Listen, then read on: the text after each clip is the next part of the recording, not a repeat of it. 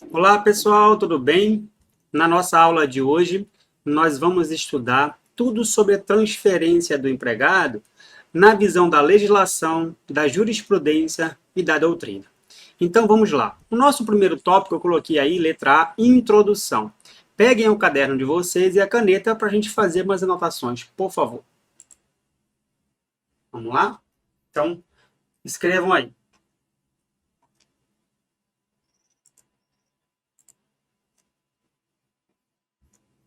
O artigo o artigo 469 da CLT,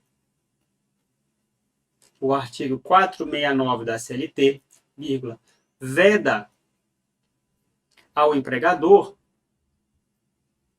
veda ao empregador transferir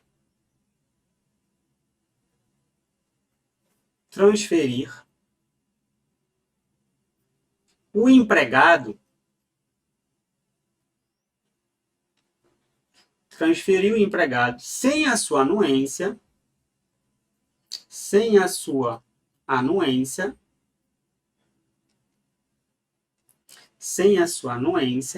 para, vírgula, para localidade diversa,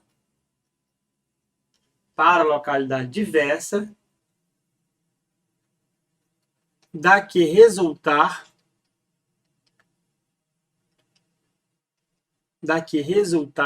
do contrato.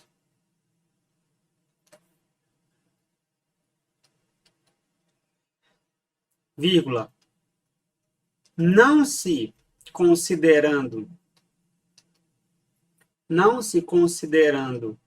transferência,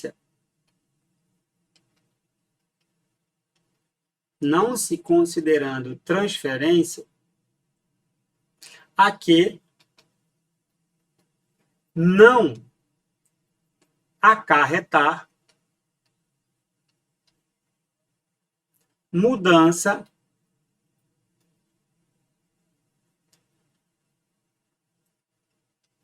de domicílio. Volta para mim. Então, pessoal, nós temos aqui a primeira regra, a primeira introdução que nós fizemos.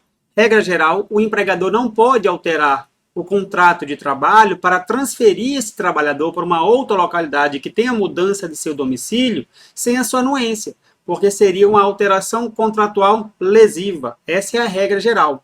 Lembro bem que tem que ter a alteração, a modificação do domicílio. Vamos pegar um exemplo.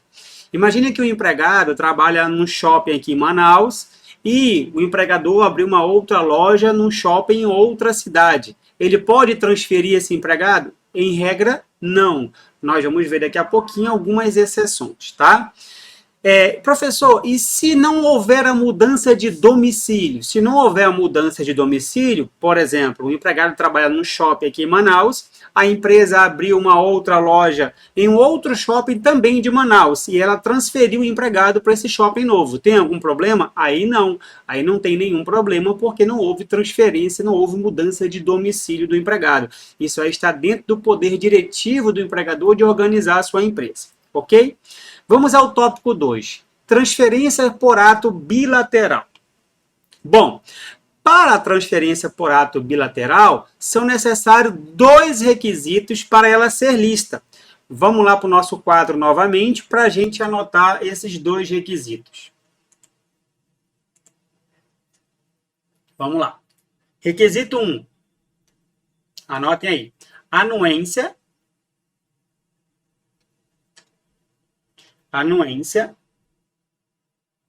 do empregado,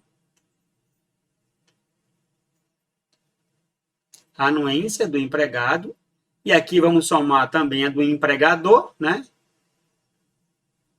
Então, o empregado tem que concordar com aquela solicitação que o empregador fez para ele, né, na verdade. 2.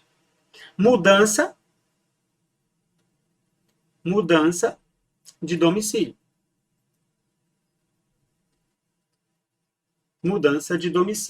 tá? Bora voltar lá para o nosso slide. Trago aqui uma observação para vocês referente ao Código Civil, né? Vamos lá. Para fim de caracterizar essa alteração, domicílio deve ser entendido como residência. E como a residência será em transferência provisória e o conceito de domicílio do Código Civil pressupõe ânimo definitivo, conclui-se que o conceito de domicílio da CLT é diferente, é diverso do domicílio, né, do Código Civil. Ok? Tópico 3. Transferência por ato unilateral do empregador. Aqui, para mim, é o ponto mais importante dessa aula. Vamos verificar o que diz aqui o artigo 769, parágrafo 1º e 2º da CLT. Parágrafo 1º. Não estão compreendidos na proibição deste artigo os empregados que exerçam cargo de confiança e aqueles cujos contratos tenham como condição implícita ou explícita a transferência quando esta decorra de real necessidade de serviço.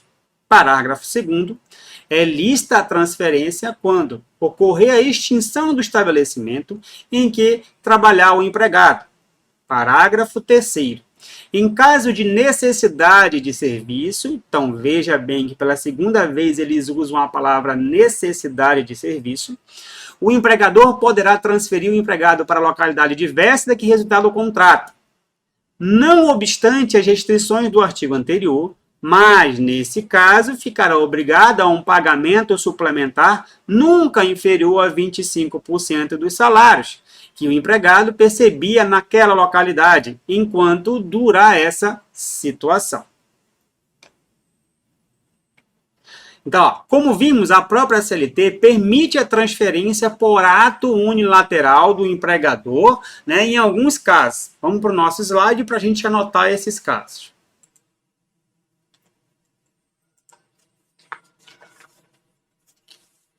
Deixa eu mudar aqui. Vamos lá. Anotem aí. Empregados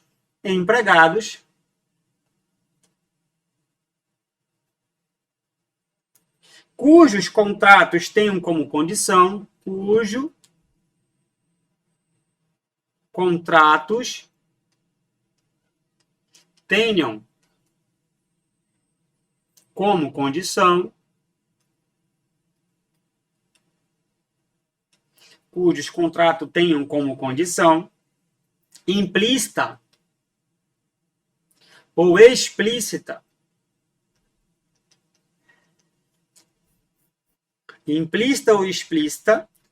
de transferência. De transferência. 2. Empregados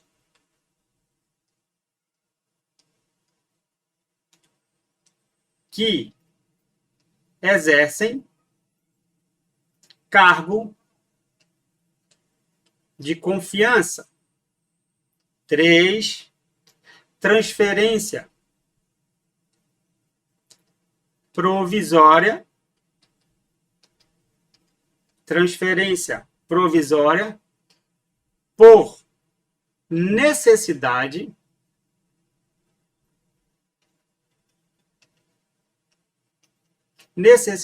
de serviço. 4. Nos casos de extinção da empresa.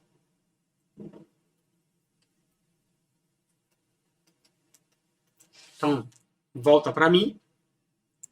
Gente, nesse caso, nós temos 4 situações em que pode haver a transferência unilateral, né, do empregador, né, do empregado por ordem do empregador. Então, vamos lá. 1.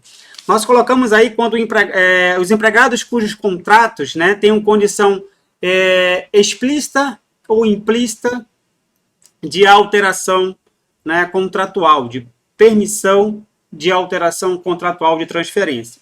Muitas vezes, quando você lê um contrato de trabalho básico, um contrato de experiência, lá tem uma cláusula que o empregador pode transferir o empregado a qualquer momento. Isso é uma cláusula explícita, né?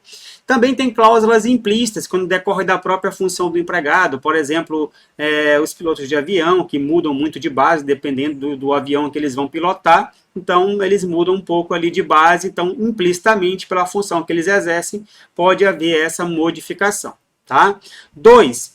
Os empregados que exercem um cargo de confiança. Então, o empregado que exerce cargo de confiança, por exemplo, um gerente, né, um gestor, eles podem ser transferidos unilateralmente. 3. Quando ocorrer, né, a transferência provisória para uma necessidade de serviço, né, em que o empregador está precisando daquele empregado. 4. O 4 é quando ocorre a extinção da empresa. Aí eu coloquei uma importante observação logo aí embaixo. Ó. Nas hipóteses 1, 2 e 3, acima mencionadas, o TST entende que é necessária, né, ali a real necessidade dos serviços para a transferência não ser abusiva, se não vejamos. Então vamos ver o que diz aqui a nossa, né, súmula 43 do TST. Tá? Ó, presume-se abusiva a transferência de que trata o parágrafo 1º do artigo 469 da CLT, sem comprovação da necessidade de serviço. Esse ônus da prova, de provar a real necessidade de serviço, é do empregador. Então, Hamilton, o que seria essa real necessidade de serviço? Realmente aquele empregado é necessário? Realmente não tem outro funcionário que possa executar aquela função? Então, são essas perguntas para você saber se realmente houve a necessidade de serviço, né? A real necessidade. Se não houver a real necessidade, o empregado não pode ser transferido, como nós vamos ver já já, tá? Então, anotem aí, vamos para o nosso quadro branco para mais uma anotaçãozinha.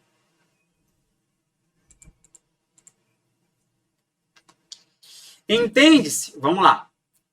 Entende-se por real necessidade de serviço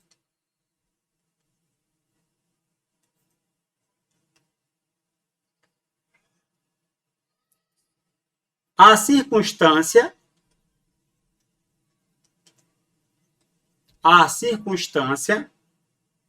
de a empresa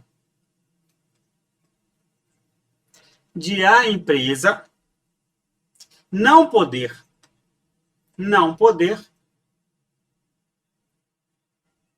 desenvolver sua atividade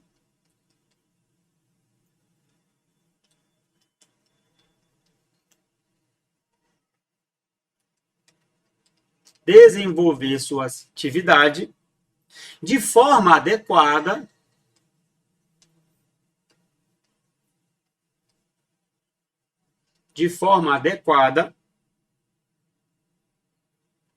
sem o concurso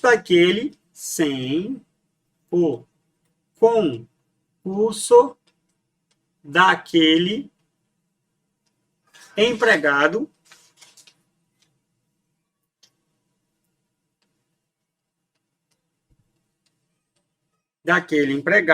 ou, vírgula, em outras palavras,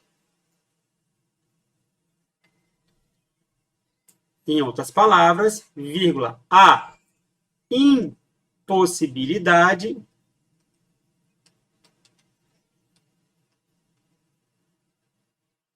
de execução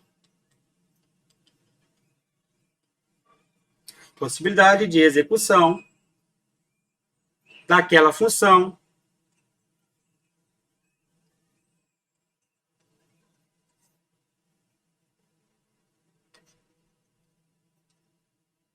por outro empregado.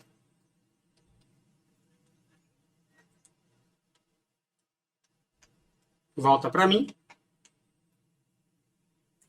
Bom, o que nós acabamos de falar aí foi uma parte da doutrina do professor Ricardo Rezende, né, que tem o livro Direito do Trabalho Esquematizado.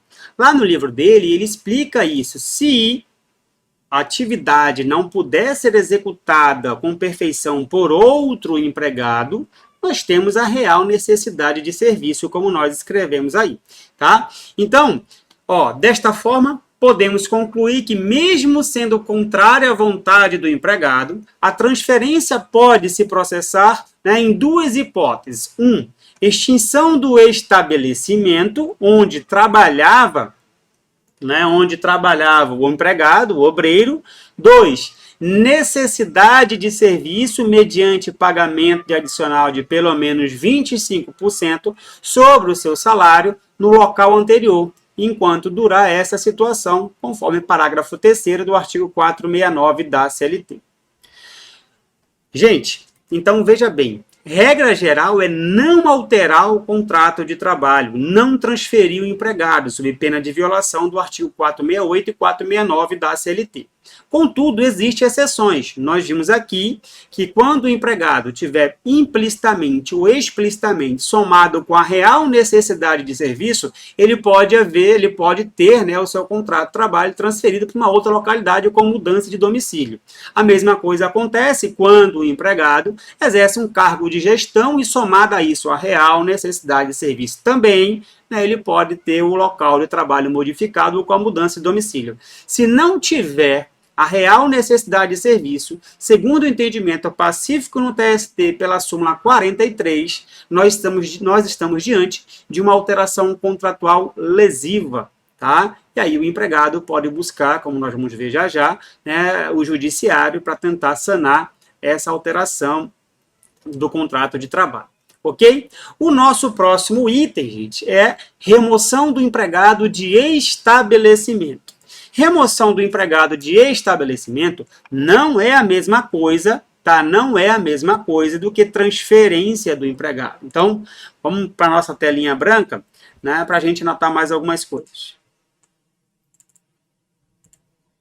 Anotem aí. Remoção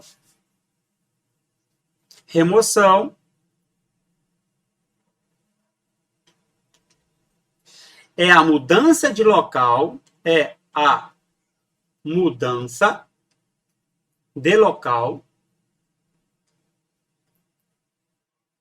de prestação de serviço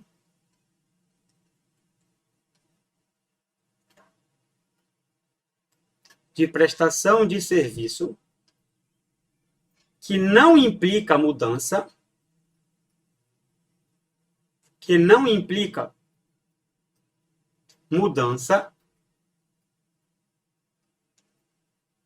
de residência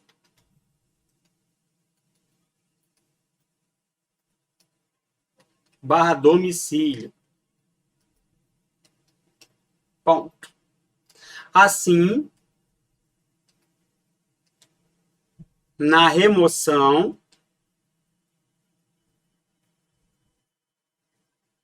vírgula, o empregado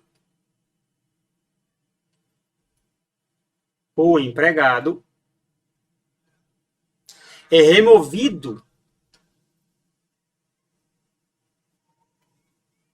de um estabelecimento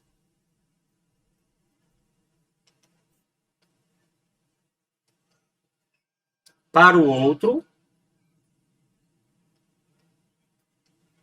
removido de um estabelecimento para o outro, vírgula, sem alteração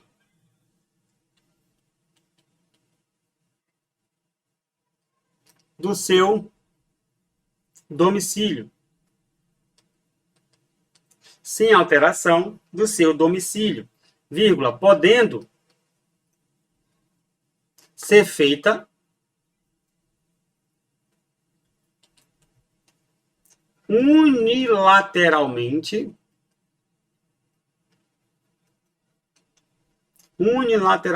pelo empregador.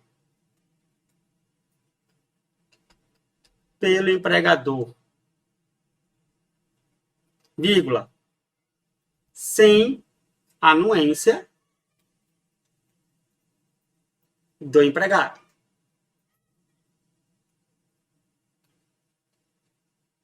Volta para mim. Então, gente, aqui nesse caso, né? Nós estamos diante de uma remoção em que, como eu expliquei, o empregador tem um estabelecimento em um shopping, ele inaugura um novo estabelecimento em um shopping novo na mesma cidade. E ele transfere esse empregado, ou seja, ele remove esse empregado de um local para o outro, sem a mudança de domicílio. Então, isso é perfeitamente válido, porque, segundo a doutrina, isso está dentro do poder diretivo do empregador, o poder de organizar a sua empresa, né? Não tem problema algum, não tem ilicitude nenhuma, tá? Inclusive, é permitido pela legislação numa boa. Vamos lá, então, continuando aqui, ó. A remoção situa-se, portanto, dentro do ius variandi empresarial, né? Vamos para o nosso próximo slide. Então, está dentro do nosso ius variandi empresarial. Anota aí mais algum detalhezinho importante. A súmula 29 do TST, a súmula 29 do TST determina a súmula 29 do TST determina que quando o empregado for o empregado for transferido / removido, né? Transferido ou removido, tá? Por ato unilateral do empregador, por ato unilateral do empregador,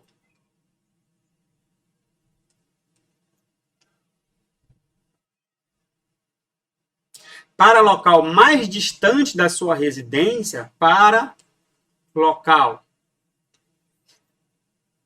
mais distante da sua residência, para local mais distante da sua residência, vírgula, ele tem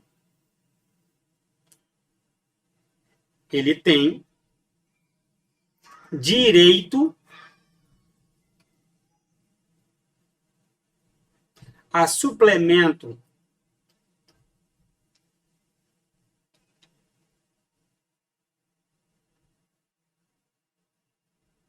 de vale transporte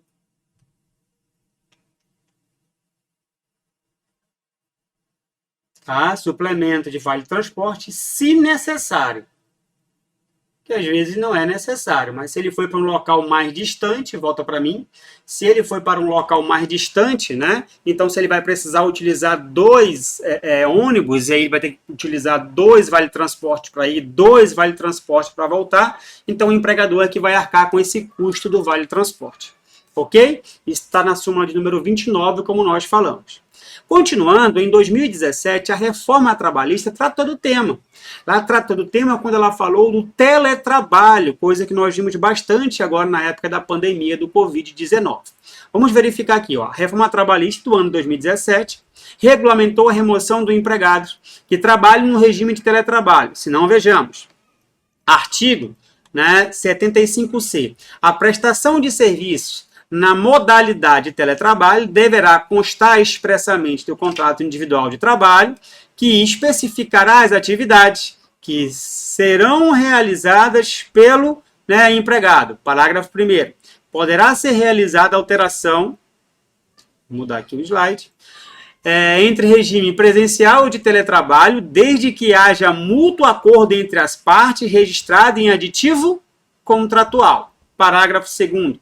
Poderá ser realizada alteração do regime de teletrabalho para o presencial por determinação do empregador, garantindo prazo de transição mínimo de 15 dias, com o correspondente registro em aditivo contratual. Então, veja bem o que ele explicou aqui, o que ele disse nesses 2 dispositivos, parágrafo 1º e 2º do 75C.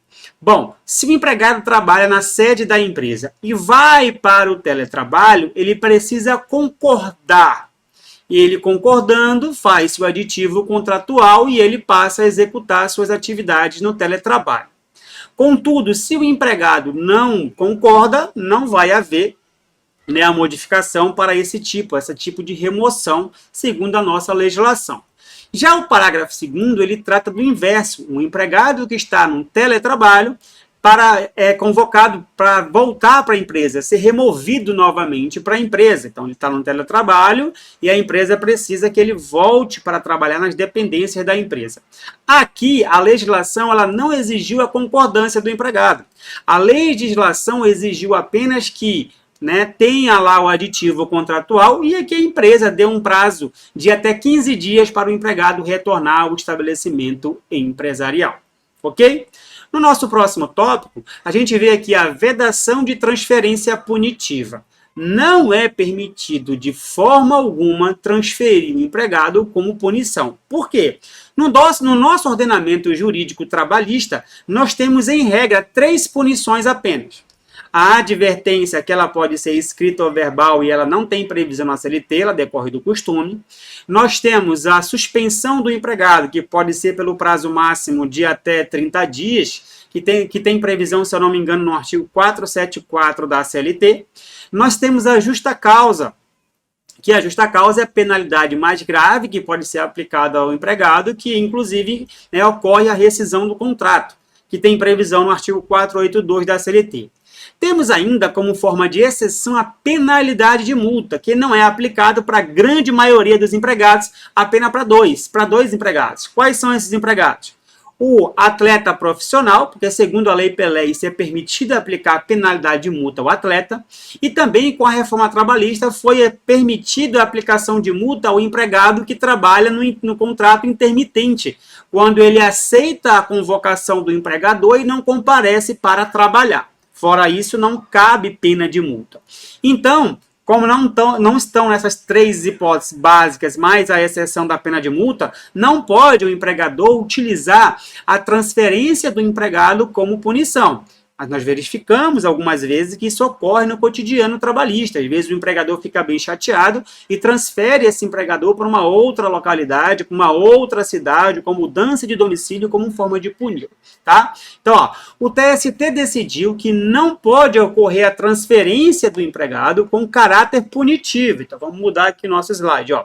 Agravo de instrumento, recurso de revista, dano moral, transferência do empregado com caráter punitivo, fixação do valor, razoabilidade. Então, nós vimos aqui, né, um julgado que eu coloquei para vocês, que o TST entendeu que a transferência não pode ocorrer como forma de punição, e se ocorrer, ela é ilegal, abusiva, e ainda gera um dano moral em favor do empregado. A empresa ainda vai pagar um dano por isso. Ok? Ó, coloquei aqui, tal fato, inclusive, gera danos morais. Então, nós temos aqui outros julgados, né, nesse sentido que eu coloquei para vocês. Então, depois vocês façam uma leitura com calma. Tá? Além do TST, o TRT da 5ª Região também, ele disse que essa transferência, quando ela é punitiva, ela gera ali, no caso, o dano moral. Como essa emenda é menor, vamos fazer a leitura dela. A transferência punitiva é vedada pelo ordenamento jurídico, assim, o empregado, né, é transferido por outro setor, com perdas, inclusive salariais, diante do novo horário de trabalho, com medida disciplinar, sofre efetivo dano moral indenizável. Então, está aqui, né, a própria jurisprudência do TRT da 5ª Região, 4ª turma, julgado de 2016, então não é tão antigo, né, ele vem permitindo o empregado solicitar em sua petição inicial um dano moral. Tá ali em cima um julgado mais recente do TST, como nós vimos, ó, né, do Maurício Goldinho Delgado. Então, um julgado bem mais recente do Goldinho aí, ok? Então, continuando aqui para o nosso próximo item, direito de resistência do empregado. Então, vamos lá voltar para a nossa tela branca para a gente fazer mais uma anotação.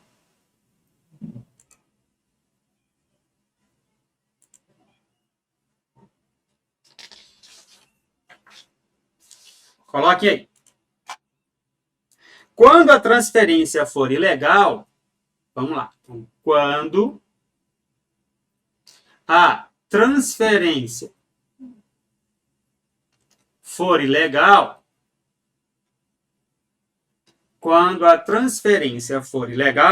vírgula, o empregado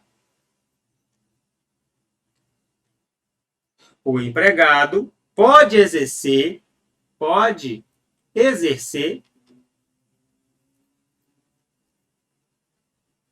direito de resistência.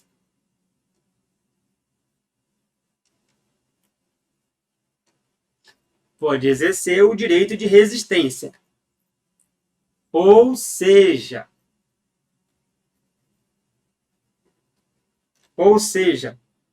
o empregado poderá ajuizar a reclamação trabalhista, o empregado poderá ajuizar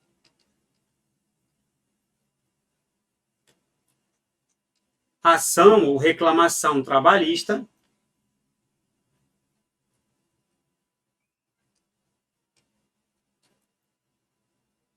com pedido de tutela provisória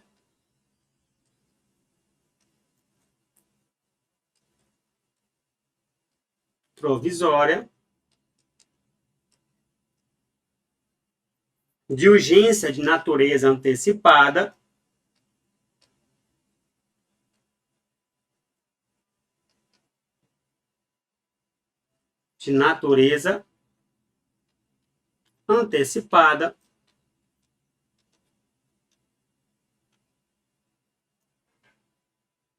a famosa liminar, né? Para suspender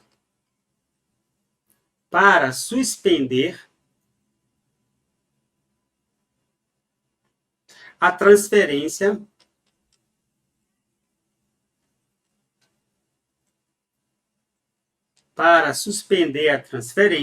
até a decisão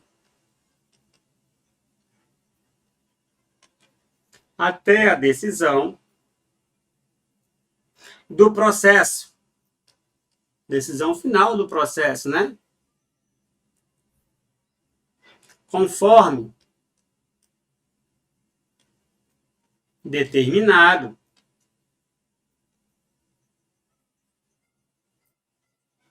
pelos artigos 659, inciso 9 da CLT, mais artigos 294 a 300 do CPC. E 300, desculpa, do CPC, né? Que tratam da tutela de urgência, ok? Então, volta para mim aqui. Bom, gente, o que eu falei para vocês, tá? Ó, o empregador, ele pode agir violando o contrato de trabalho. Quando ele age violando o contrato de trabalho, o empregado não pode reagir a isso diretamente com o empregador. Até porque o exercício arbitrário das próprias razões é crime. Ele precisa procurar o judiciário, e se o empregador, depois que ele falou que não quer ir, né, ele se recusa a ir, mas o empregador quer que ele vá de qualquer forma, procurar o judiciário, ou através do ius postulandi, ou por meio de um advogado especialista da área. Para quê? Para ele conseguir uma liminar, através de uma tutela antecipada de natureza, tutela de urgência de natureza antecipada, com o juiz da causa, para que ele não seja transferido até o trânsito em julgado desse processo, para saber se realmente aquela transferência ela é lícita ou ela é ilícita, tá bom? Então é interessante, lembra ainda, gente, que o ônus de provar isso é do empregador. Cabe ao empregador provar que aquela transferência ela não é abusiva, ela não é ilícita. Então, provavelmente, quando o juiz se depara com esse tipo de situação, ele dá aquela liminar, né, sem a oitiva da parte contrária, para poder bloquear de imediato. Por quê? Se o juiz custa muito para dar essa liminar, o empregado já até foi transferido, a ação vai perder o objeto praticamente, né? Então a liminar tem que ser efetiva de imediato, ok? Então, continuando com o nosso estudo, eu coloquei aí para vocês, né, os dispositivos que nós citamos, que eu pedi para vocês colocarem no caderno de vocês. Então tem lá o 659, ó. Compete ao juiz do trabalho, inciso 9, conceder medida liminar até decisão final do processo em reclamação trabalhista que visem a tomar sem efeito transferência disciplinada pelos parágrafos 469, né, desta CLT. CPC 294, a tutela provisória pode fundamentar-se em urgência e em evidência. Está aí o artigo 300 diz, a tutela de urgência será, né, concedida quando houver elementos que evidenciem a probabilidade do direito e o perigo de dano ou risco ao resultado útil do processo. Cito ainda para vocês a excelente doutrina do professor, né, e amigo Luciano Martinez, que ele diz o seguinte, ó, o direito de resistência começará quando o ius variandi tiver extrapolado o seu limite.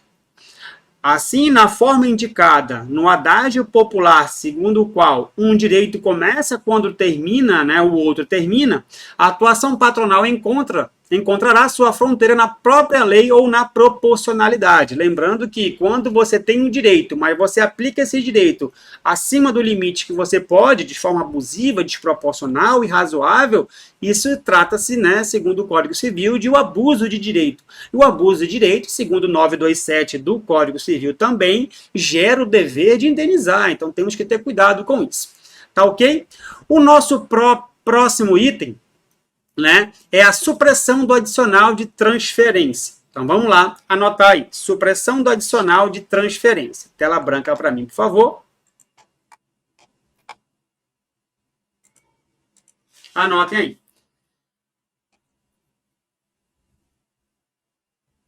O adicional de transferência,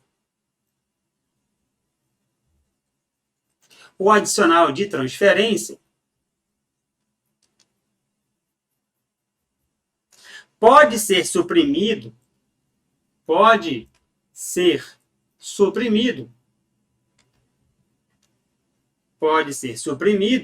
quando acabar a transferência provisória. Quando acabar a transferência provisória. Olha aqui o detalhe, que a gente vai já verificar no próximo tópico, que só tem um adicional quando a transferência for provisória.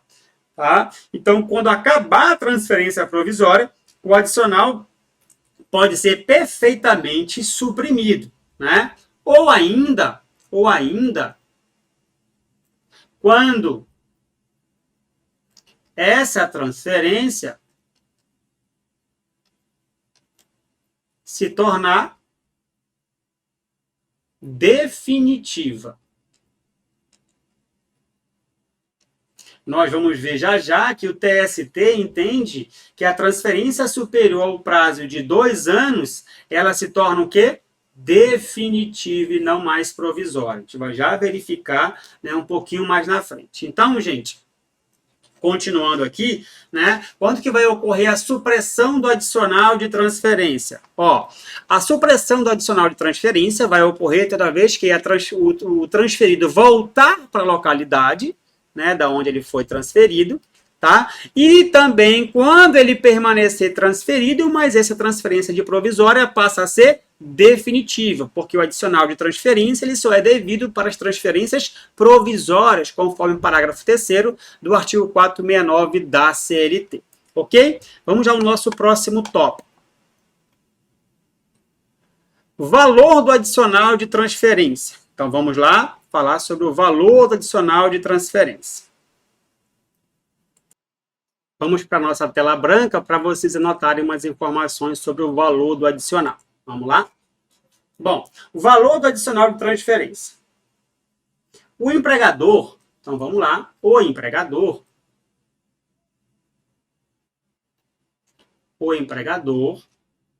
que transferir provisoriamente o empregador que transferir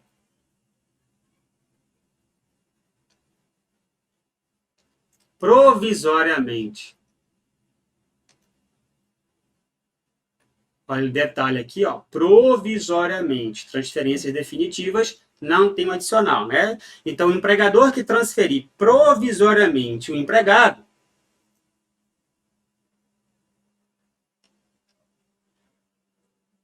vírgula, ficará obrigado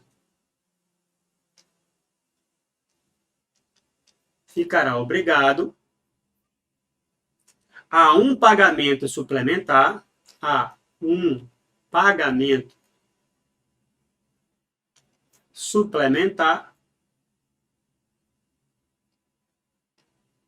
ficar obrigada ao pagamento suplementar nunca inferior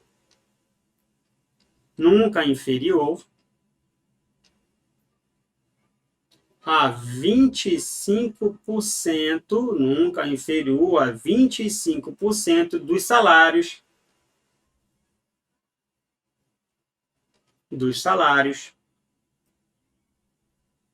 que o empregado percebia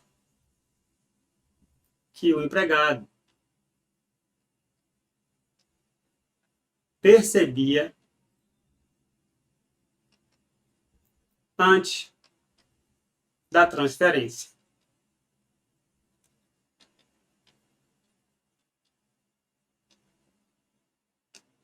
Antes da transferência, tá? Então, ó, o pressuposto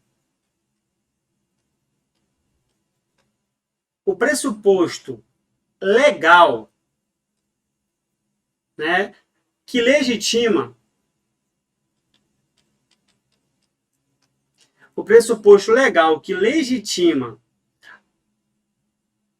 o adicional de transferência de 25%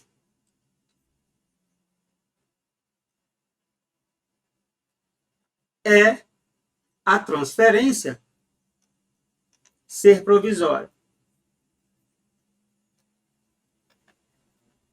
vírgula, não importando se tem previsão de transferência no contrato ou se o empregado exerce cargo de gestão. Pouco importa, então, volta para mim. Pouco importa, então, gente, se o empregado exerce um cargo de gestão, pouco importa se o empregado tem previsão explícita ou implícita no contrato de trabalho que ele pode ser transferido. A legitimidade desse adicional decorre exclusivamente da transferência provisória. Se a transferência não for provisória, ou se ela era provisória e passou a ser definitiva, o empregado vai deixar de receber o adicional, ou se ela sempre foi definitiva, ele nunca vai poder receber o adicional pretendido de 25%. Ok? Então vamos fazer a leitura aqui do parágrafo 3º, que a gente vai concluir isso aí. Olha o que diz o parágrafo 3º da nossa CLT. Em caso de necessidade de serviço, o empregador poderá transferir o empregado para a localidade diversa do que resultar do contrato. Então, preste atenção aqui, ó, em que ele fala necessidade de serviço mais uma vez, grifei. Né? Poderá transferir o empregado para a localidade diversa do que resultar, né, do contrato. Não obstante a restrição do artigo anterior. Mas, nesse caso, ó, ficará obrigado a um pagamento suplementar. Então, ele tem a obrigação de pagar suplementarmente, né? Um adicional de quantos por cento? Ó, 25%, tá? Um adicional de 25% sobre os salários que o empregado percebia naquela localidade enquanto durar essa situação. Então, veja bem aqui, ó, que o enquanto durar essa situação traz uma ideia de transferência provisória e não definitiva, ok? Então, continuando, vamos para o nosso próximo slide. O fato de o empregado exercer cargo de confiança, como nós falamos, ou a existência de previsão de transferência no contrato de trabalho não exclui o direito ao adicional. O pressuposto legal apto a legitimar a percepção do mencionado adicional é a transferência provisória do empregado, segundo o TST, por meio da OJ 113 da SDI 1, como nós notamos no nosso caderno ainda há pouco. Ok? No nosso próximo slide, trata do seguinte, ó, adicional de transferência é indevido nos casos de transferência definitiva. Nós já falamos, agora vamos anotar isso aí direitinho. Muda lá para a tela branca. Então, vamos lá. A lei, contudo, vírgula, não delimita A lei, contudo, não delimita os requisitos para a caracterização da transitoriedade. A lei, contudo, não delimita os requisitos para a caracterização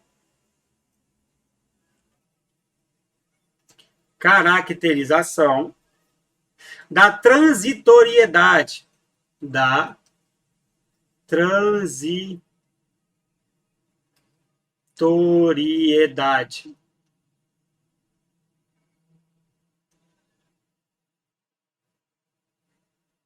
ou definitividade da transferência, ou definitividade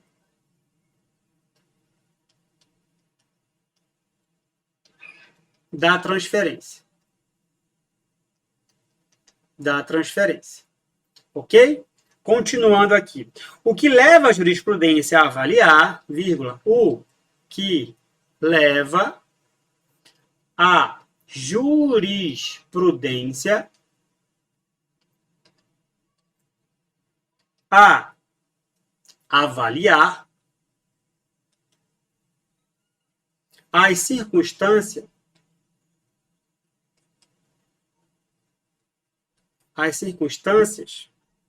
do caso concreto. Ponto. O TST vem entendendo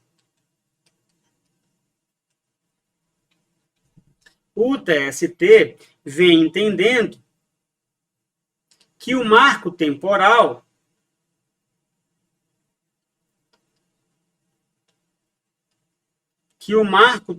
de 2 anos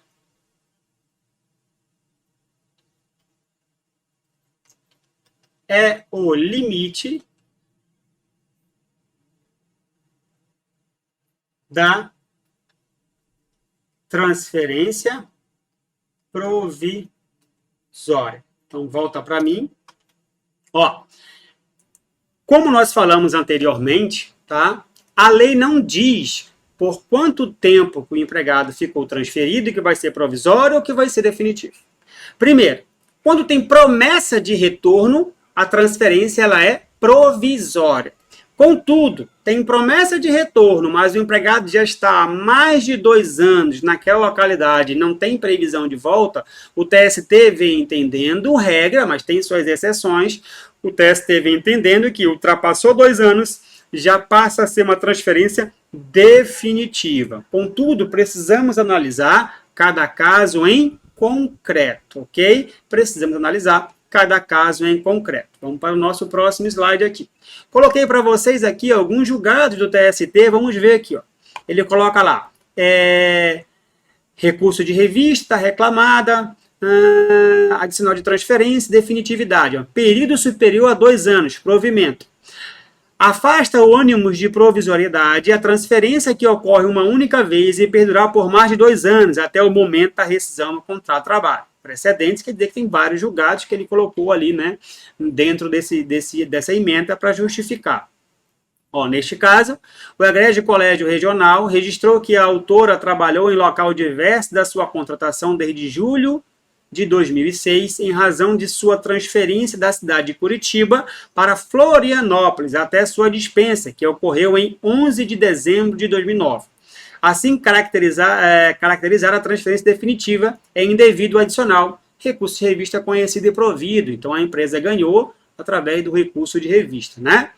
E aí, chegando ao nosso último tópico, temos ainda o seguinte, ó, quem não pode ser transferido.